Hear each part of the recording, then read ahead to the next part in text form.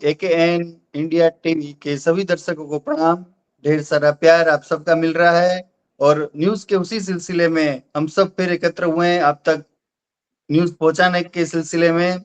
तो सबसे पहले शुरुआत करते हैं दिल्ली न्यूज जानने के लिए सीमा जी के पास। जी सीमा जी। नमस्कार सभी दर्शकों को। मैं सीमा मड़ीवाल आपको दिल्ली की न्यूज सुनाऊंगी। राम मंदिर दान विवाद, आम आदमी पार्टी ने उठाए 200 किलो चांदी पर सवाल। अयोध्या राम मंदिर में चढ़ावे की हेराफेरी के आरोपों के बीच अब 200 किलो चांदी का मामला गर्मा गया है। आम आदमी पार्टी के नेता अनुराग दांडा जी ने सोशल मीडिया पर यह मुद्दा उठाते हुए दावा किया है कि सिंधी समाज ने साल 2021 में ही भगवान झूलेलाल की छवि वाली 200 चांदी की ईंटें मंदिर ट्रस्ट को दान कर दी थी। हालांकि भव्य मंदिर का निर्माण बाद में पूरा हुआ, लेकिन साल 2021 में मंदिर निर्माण की शुरुआत की खबरों के बाद ही श्रद्धालुओं ने यह आस्था का उपहार एडवांस में सौंप दिया था, जो अब गायब बताया जा रही है। आरोप है कि करीब 5 साल बीतने के बाद भी ट्रस्ट ने इस बहुमूल्य दान की कोई रसीद नहीं दी है। हाल ही में मंदिर में चोरी और घपले की खबरों के बाद दानदाताओं की चिंता बढ़ गई है। फिलहाल उत्तर प्रदेश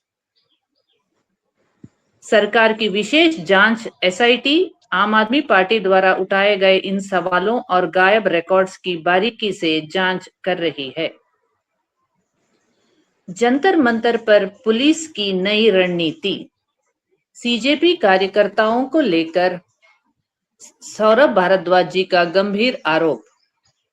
आम आदमी पार्टी के वरिष्ठ नेता सौरभ भारद्वाज जी ने सोशल मीडिया पर दिल्ली पुलिस की कार्यप्रणाली को लेकर एक चौंकाने वाला दावा किया है।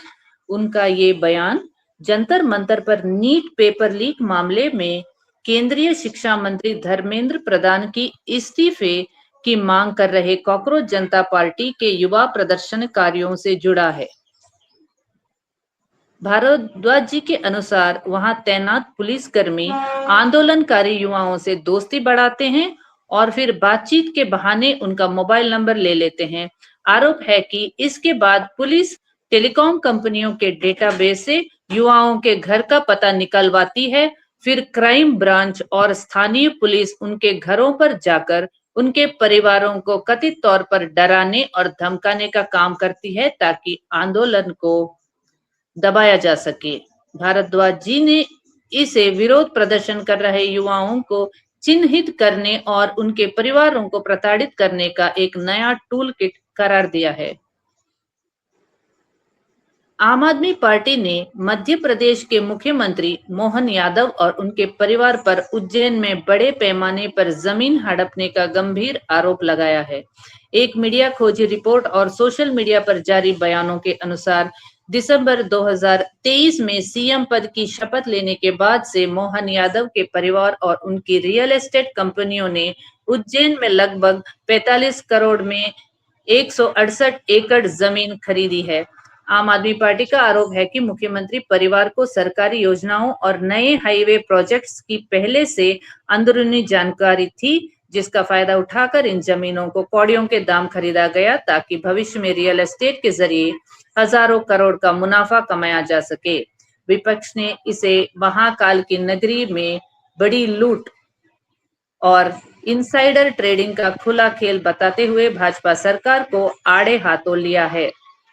वहीं मुख्यमंत्री के करीबियों ने इन आरोपों को खारिज करते हुए कहा कि उनका परिवार साल 2010 से ही रियल एस्टेट में व्यवहार में सक्रिय है।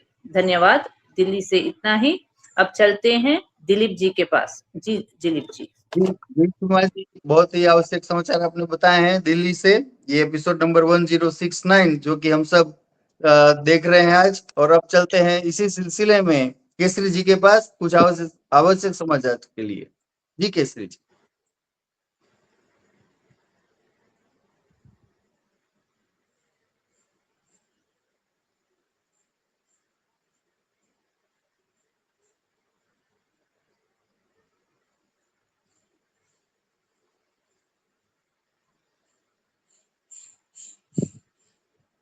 केसरी जी। आई थिंक कुछ प्रॉब्लम आ रही है, दिलीप सर आप सुना दीजिए।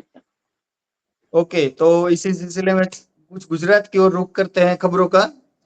जैसे कि आप सब जानते हैं कि गुजरात में अभी बारिश का मौसम भी लगना है, तकरीबन 4 दिन में बारिश की संभावना है। उसी बीच हमारे किसान साथी बहुत ही परेशान हैं, क्योंकि यहाँ पर प्राइवेट कंपनीज जो हैं उनका यहाँ पे पोल का इंफ्रास्ट्रक्चर ये लोग बिना परमिशन के किसानों के खेत में लगा रहे हैं। तो इसका विरोध प्रदर्शन लास्ट 15-20 दिनों से अलग अलग लेवल पर चल रहा है।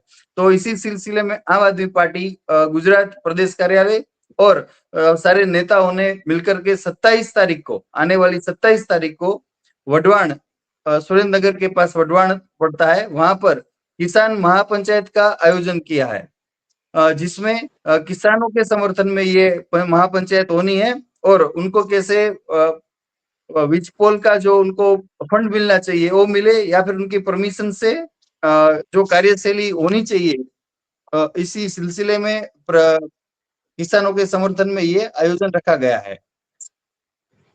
ब्रिजराज सोलंकी हमारे युवा विंग के जो हमारे नेता है, वो विछिया गए थे और वहां पे मामलतदार कचहरी में उन्होंने ये बहुत जोर शोर से मुद्दा भी रखा था कि बिना किसानों के परमिशन के और उनको जो योग्य फंड मिलना चाहिए, अमाउंट मिलना चाहिए, इसके बिना उनके विरोध होने पर भी आप कैसे ये पोल इसमें एस्टेब्लिश कर सकते हैं। तो कंपनियों को जो उसका मिनिमम जो उनका डिमांड है वो फुलफिल करने के बाद, उनको भरोसे में लेने के बाद आगे बढ़ना चाहिए। तो ये उनका कहना था और मामलतदार श्री के सामने ये उन्होंने प्रस्ताव भी रखा है कि कैसे इसका सॉल्यूशन निकल पाए। तो ये थे गुजरात की कुछ न्यूज। अब चलते हैं दर्शन शर्मा जी के पास, जो हमें बताएंगी पंजाब और आगे कुछ आवश्यक समाचार। जी दर्शन जी। नमस्कार, मैं दर्शन शर्मा आप सभी का स्वागत करती हूँ एकेएन टीवी इंडिया पर। आज का एपिसोड 1069। आज की तारीख है 23 जून 2026। मैं लेकर आई हूँ देश से आम आदमी पार्टी से जुड़ी कुछ खास खबरें, जिसका असर राजनीति से आम जनता तक साफ दिखाई दे रहा है। तो बने रहिए अंत तक मेरे साथ। आम आदमी पार्टी के राष्ट्रीय संयोजक अरविंद केजरीवाल जी ने पंजाब की महिलाओं के लिए बड़ी घोषणा करते हुए कहा है कि 1 जुलाई को महिलाओं के खाते में 3 महीने की सम्मान राशि एक साथ भेजी जाएगी। उन्होंने बताया कि सामान्य वर्ग की महिलाओं को 3,000 रुपए और अनुसूचित जाति वर्ग की महिलाओं को 4,500 रुपए की राशि मिलेगी। केजरीवाल जी ने इसे दुनिया की सबसे बड़ी महिला सशक्तिकरण कार्यक्रम बताया है। वहीं अयोध्या के राम मंदिर के चढ़ावे में कथित चोरी पर चिंता व्यक्त करते हुए उन्होंने कहा कि इस घटना से हर सनातनी दुखी है। उन्होंने शुक्रवार को राम मंदिर जाकर दर्शन करने की भी बात कही। इसके अलावा लखनऊ के एक कोचिंग सेंटर में हुए भीषण अग्निकांड पर गहरा दुख जताते हुए अरविंद केजरीवाल जी ने मृतकों के परिजनों के प्रति संवेदनाएं व्यक्त की हैं। पंजाब के मुख्यमंत्री भगवंत मान जी ने राज्य मंत्रिमंडल के कई महत्वपूर्ण फैसलों की जानकारी देते हुए बताया है कि निजी स्कूलों की मनमानी पर रोक लगाने के लिए वार्षिक फीस की वृद्धि की सीमा 5% तय होनी चाहिए वाले नए अध्यादेश को मंजूरी दे दी गई है। इसके साथ ही औद्योगिक विकास को बढ़ावा देने के लिए पूंजीगत सब्सिडी नियमों में संशोधन, विभागीय डेटा के एकीकरण हेतु SDPI को सहमति दे दी गई है। राजस्थान के जोधपुर में सिजेरियन ऑपरेशन के बाद 8 महिलाओं की तबीयत बिगड़ने की घटना पर राजस्थान के स्वास्थ्य मंत्री गजेंद्र सिंह जी के बयान पर की कड़ी आलोचना की जा रही है। पार्टी नेताओं ने कहा है कि मंत्री जी का यह कहना है कि आज की युवा पीढ़ी दर्द बर्दाश्त नहीं करना चाहती है, इसलिए सिजेरियन करवा रही है, जो कि दुर्भाग्यपूर्ण है। इस तरीके के बयान राजस्थान सरकार पर निशाना साधते हुए कहा गया है कि प्रदेश में नेतृत्व और निर्णय लेने की प्रक्रिया को लेकर जनता के बीच सवाल खड़े हो रहे हैं। पार्टी नेताओं ने आरोप लगाया है कि राज्य सरकार स्वतंत्र रूप से काम करने की बजाय बाहरी प्रभाव में संचालित हो रही है। आंध्र प्रदेश के राज्य संयोजक श्री रामेश कुमार जी ने बताया है कि पलनाडु जिले के पेरूपाडू गांव में आयोजित पार्टी बैठक उत्साह और ऊर्जा से भरपूर रही। बैठक में बड़ी संख्या में नेताओं ने और कार्यकर्ताओं ने भाग लिया।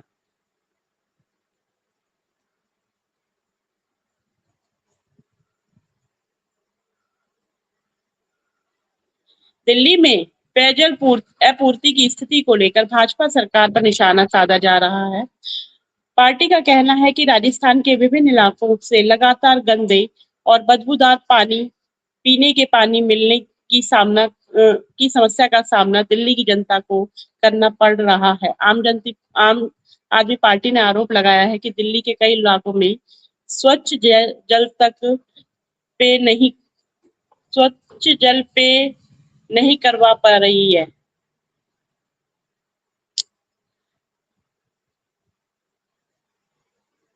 गोवा में आम आदमी पार्टी के प्रदेश अध्यक्ष वाल्मीकि नाइक जी ने मुख्यमंत्री जी को पत्र लिखकर राज्य के लोगों को राहत देने की मांग की है। उन्होंने सभी लंबित बिजली बिलों को पूरी तरीके से माफ करने, प्रत्येक परिवार को 24 घंटे निर्बाध बिजली आपूर्ति सुनिश्चित करने तथा हर घर को प्रति माह 300 यूनिट मुफ्त बिजली देने की मांग उठाई है। वाल्मीकि नाइक जी ने कहा है कि बढ़ती महंगाई के बीच खर्च आम परिवार पर अतिरिक्त बोझ बन रहा है। उन्होंने सरकार से जन मांग कही है। गुजरात में आम आदमी पार्टी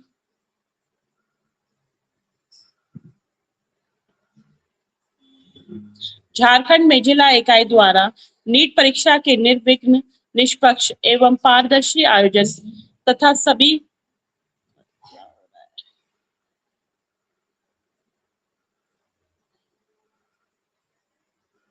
तथा सभी परीक्षार्थियों के उज्जवल भविष्य की कामना के साथ महात्मा गांधी जी की प्रतिमा के समक्ष दीप प्रज्वलित कर माल्यार्पण किया गया है। इस अवसर पर कार्यकर्ताओं ने विद्यार्थियों की सफलता और बेहतर भविष्य के लिए शुभकामनाएं व्यक्त की हैं तथा शिक्षा व्यवस्था में पारदर्शिता और निष्पक्षता बनाए रखने की आवश्यकता पर बल दिया है। महाराष्ट्र सरकार की शिक्षा नीति और सरकारी स्कूलों के निजीकरण के प्रयासों के विरोध में राज्य के उच्च एवं तकनीकी शिक्षा मंत्री चंद्रकांत पाटिल जी को प्रतीकात्मक रूप से पंजाब दौरे का हवाई टिकट भेजा गया है। पार्टी नेता डॉक्टर अभिजीत मोरे जी ने कहा है कि सरकारी स्कूल का निजीकरण करने की बजाय पंजाब और दिल्ली की तर्ज पर सरकारी विश्वविद्यालयों का कायाकल्प किया जाना चाहिए। उन्होंने आरोप लगाया है कि सरकार जनता के टैक्स का पैसा निजी संस्थानों को लाभ पहुंचाने में खर्च कर रही है, जबकि सरकारी स्कूलों की स्थिति सुधारने पर पर्याप्त ध्यान नहीं दिया जा रहा है।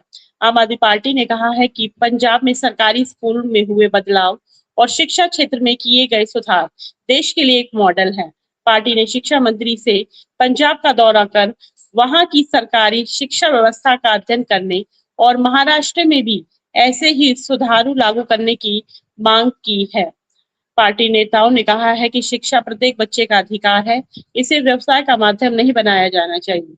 उन्होंने सरकारी स्कूलों को मजबूत बनाने और गुणवत्तापूर्ण शिक्षा उपलब्ध कराने की आवश्यकता पर जोर दिया है। उड़ीसा में संगठन को मजबूत करने के लिए व्यापक अभियान शुरू किया गया है।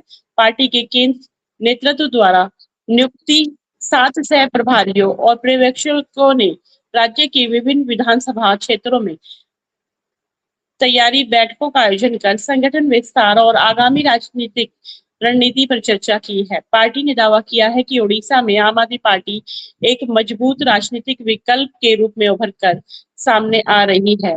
इसी क्रम में नवरंगपुर जिले के लिए एक नया जिलाध्यक्ष की भी नियुक्ति की घोषणा की गई है। पार्टी नेतृत्व ने नवनियुक्त पदाधिकारियों को बधाई देते हुए संगठन को जमीनी स्तर पर मजबूत बनाने की उम्मीद जताई है। ओडिशा दौरे पर पहुंचे पार्टी के केंद्रीय प्रतिनिधिमंडल ने प्रेस वार्ता कर राज्य की कानून व्यवस्था और महिला की सुरक्षा को लेकर भाजपा सरकार पर सवाल उठाए हैं।